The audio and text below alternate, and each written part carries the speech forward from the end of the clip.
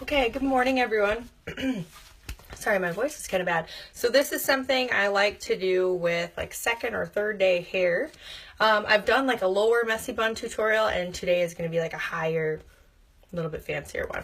So the first thing you need is some already textured hair. You know, usually second day or third day, like I said.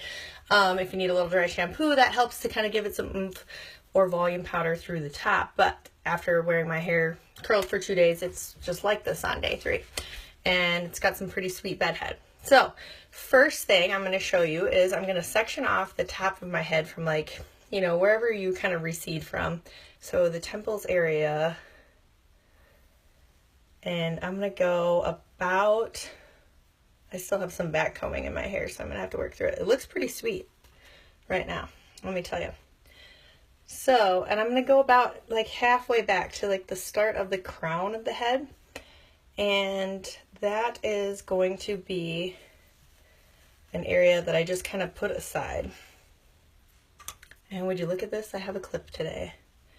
So we're going to work with that later. So just kind of clip it out of the way, and I'll show you how far it goes back. About there. Now, the next part, you're just going to put your hair in a ponytail.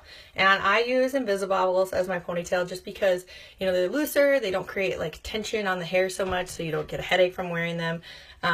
If you've watched my videos before, it's what I, sleep in if I put my hair up when I sleep. It helps, it creates, little spaces for the hair to escape to, giving you a better, easier, messier bun. And yeah, it's just all around better for your hair not to have that kind of tension on it. So this rest of it, I will just grab and put into a pony, however high you want yours to be. I typically wear my hair on top of my head, but I have a, a shorter haircut now, and so the bottom tends to fall out, so I'll have to pin that up later. So just using your brush, and I like to keep, a little bit of texture and volume through it. I don't worry if it's, messy or smooth or anything like that. I can figure that out later. I also have these little hairs in the front that I just pull down, and I'll straighten those out a little later. They don't fit my pony anyways because they're still growing back. So you just put your Invisibobble in however high you want, and then just kind of adjust it. I like to spray a little bit of texture spray through it just to give it some grit and a messier look. Okay, so like I said, I'll come through at the end and pin these guys up, and then these I'll kind of flatten out later. So for this top part that you've clipped away, I am going to, I like to part my hair on this side. So I generally have a side, I like to kind of swoop it and make it a little, fancier. You could, keep your volume straight back and pull your hair straight back. It's going to elongate your face and making your face a little bit, it's just going to really bring out your face shape. So if you are comfortable with that, you like that look, then pull your hair straight back. I like to just kind of off center it. Now, again, I kind of have some little hairs, some little baby hairs that are growing out, but I also like to leave a little bit down just to kind of dress it up. And then these I always like flat iron and control later. So I'll just kind of pick those out. If you need to add some back combing just for a base, you can do that. I just like keep it really close to the scalp. Alright. Okay, so once you have your volume built in. Now, the key to really any of these, bobby pins. I have people that tell me, I can't ever get bobby pins to stay in my hair. Well, the trick to knowing if you have a good bobby pin is when you open it, and if you were to close it, it snaps shut. Like you can actually audibly hear it snapping shut. If you have, cheaper bobby pins, the metal's a little bit more flexible, and it doesn't snap. It just kind of, well, this one is a good one, so it won't do that, but it would like stay partially open. So usually if you're buying your bobby pins from, Walmart or the grocery store, look at this wild guy. They're a little bit cheaper metal, and they're they're flexible, and so they don't hold as tight. So if you go to a beauty supply store, even Sally's Beauty Supply, you can get stronger, tighter bobby pins that hold better. So that being said, opening up your bobby pin, you have the curvy side under here, and then you have the straight side. So what I like to do is, the key is just keep your hands soft and just kind of, you know, move your hair until you have it where you want it. And like I said, I like to direct it off to one side. So I will kind of pick it in sections. And it's not a perfect science. There's plenty of times I go back and adjust it later. And I like to put the curvy side down against my head. So once I have, you know, this section has enough volume for me, I will put that curvy side in and just slide it there. And I don't worry about seeing it or anything like that because we're going to cover it up later.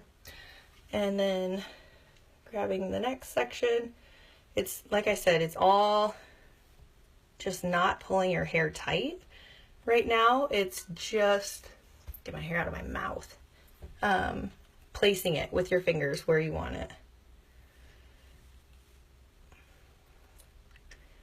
And then again, curvy side down. And you can see that you can see the bobby pins. Now, I'll probably make this 2 sections. If I ever think it's getting too like frizzy, I just barely take the teeth of my teasing comb in there and just kind of smooth it out, but don't all the way comb through it. Same thing, placing that bobby pin. And actually, I can probably do that in one. Throwing bobby pins. Bobby pins are a scarcity at my house. Like I said, I buy them in boxes of thousands. Somehow I have 8. And I actually searched underneath my bed for these. So you never know. Okay, so once I have like the amount of volume, you know, I have a little bit going off this way, kind of however much I want. I just use a little hairspray to make it stay.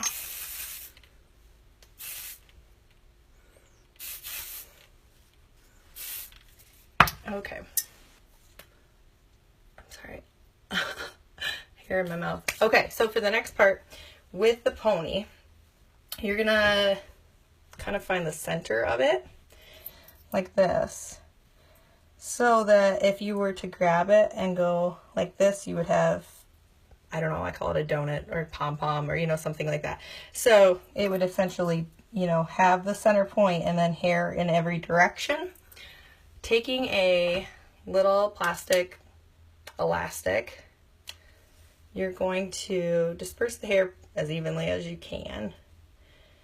Then you're just going to kind of grab it and pull that elastic around. And you'll have some that stick out.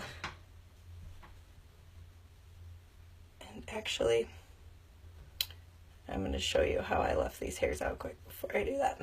So these hairs that were, you know, the front hair, I want them actually to not be involved in the messy bun. So I'm going to set them aside so you can see that. So these are what was clipped in the bobby pins. So going back, making that like donut kind of shape. I'm trying to leave those hairs out. So there we go.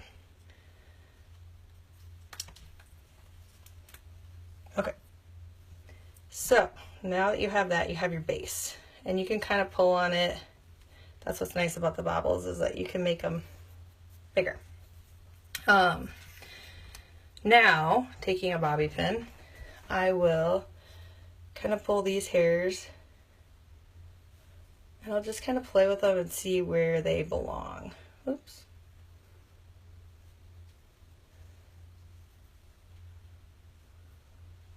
So I might take one under there and stick a bobby pin in. I might take half of this and kind of loop it up around there, but yet sticking it in underneath.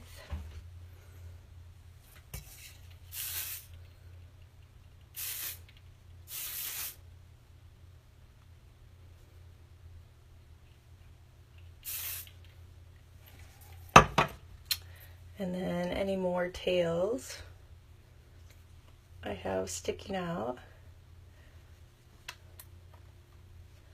I will kind of just find a spot for them and tuck them in.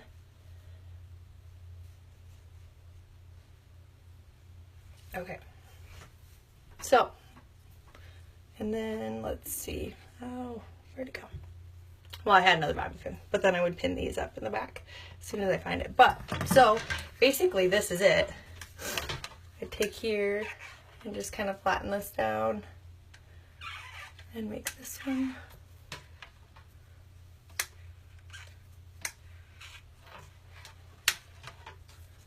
And if you're like me and these little pieces are kind of fly away, I just take a little bit of like a grooming clay, and then all of these little pieces up here, I can kind of just smooth them out. And then you can pull this bigger if you want, tuck it in. I will even like move up this bun. I like when the ends are kind of wispy and straight, so it's not like a perfect ballerina bun. So I'll actually go in and kind of distress it afterwards.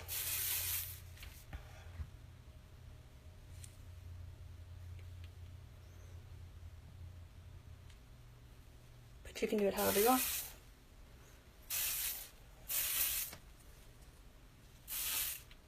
So yeah, here's just a quick updo that gives you a little bit more to your regular messy bun.